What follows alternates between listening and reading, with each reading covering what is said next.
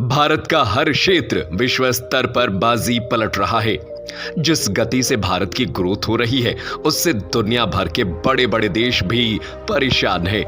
पर बात की जाए उस सेक्टर की जो भारत को न केवल इंटरनेशनली बट नेशनली इंडिविजुअल की भी ग्रोथ करता है, यानी कि मैन्युफैक्चरिंग सेक्टर। तो भारत का मैन्युफैक्चरिंग सेक्टर देश की इकोनॉमी डेवलपमेंट का मेन स्ट्रीम है और साथ ही साथ ग्रॉस डोमेस्टिक प्रोडक्ट यानी जीडीपी का एक महत्वपूर्ण हिस्सा भी। ये क्षेत्र बड़े पैमाने पर एम्प्लॉयमेंट देता है, जिस कारण इंडिविजुअल की पर्सनल ग्रोथ भी होती है। मैन्युफैक्चरिंग सेक्टर में भारत अब एडवांस तकनीक, प्रोडक्टिविटी और साथ ही क्वालिटी में भी बढ़ोतरी कर रहा है। इसी सेक्टर से जुड़ी एक बड़ी खबर सामने आ रही है, जहां भारत की ऑटोमोटिव कंपोनेंट्स की लीडिंग सप्लायर जय भारत मारुति ने अनाउंस किया है कि वो हरियाणा और गुजरात में 2 नए मैन्युफैक्चरिंग प्लांट सेटअप करेगी। प्लांट अपने ग्राहक मारुति सुजुकी इंडिया की मुख्य जरूरतों को पूरा करेगा। खरखौदा हरियाणा का नया प्लांट मारुति सुजुकी के नए मैन्युफैक्चरिंग प्लांट जो कि IMT खरखौदा में है, उसको कैपेसिटी एनहांसमेंट प्रोवाइड करेगा ताकि वो अपनी रिक्वायरमेंट को पूरा कर सके, जिसके फाइनेंशियल ईयर 2025 तक चालू होने की उम्मीद है। वहीं दूसरी ओर गुजरात में असेंबली प्लांट को ऑटो असेंबलियों की सप्लाई के लिए सेटअप किया जाएगा।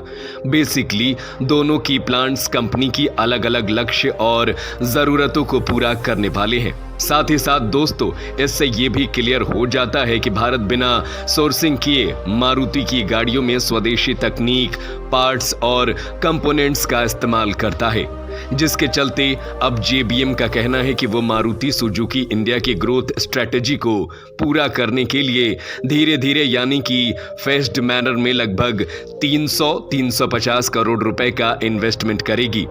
इस इन्वेस्टमेंट से भारत की इकोनॉमी के साथ साथ काफी एम्प्लॉयमेंट भी जनरेट होगी। फिलहाल दोस्तों, बढ़ते हैं हमारी आज की दूसरी बड़ी खबर की ओर, जहां एक तरफ JBM अपने प्लांट्स गुजरात और हरियाणा में सेटअप कर रही है, तो वहीं जापान की इलेक्ट्रिक इक्विपमेंट कंपनी ओमरॉन अपनी पहली मेडिकल डिवाइस फैक्ट्री भारत के तमिलनाडु में खोल रही है। रिपोर्ट्स की माने तो ओमरॉन ब्लड प्रेशर मॉनिटर सहित और भी मेडिकल डिवाइस बनाएगी और प्लांट सेटअप करने के लिए करीब 1.3 अरब भारतीय रुपए यानी कि करीब 1.57 करोड़ डॉलर का इन्वेस्टमेंट करेगी।